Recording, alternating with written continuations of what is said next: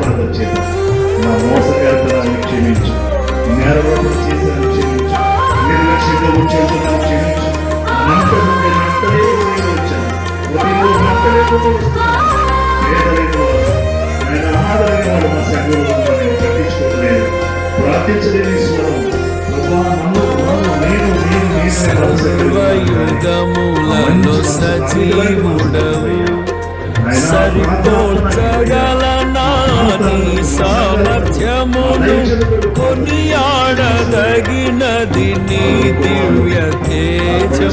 నా ధ్యానం నా ప్రాణం నీవే యేసయ్యా, సరిపోల్చగలనా నీ సామర్థ్యమును, కొనియాడదగినది నీ దివ్య తేజం. నా ధ్యానం నా ప్రాణం నీవే యేసయ్యా.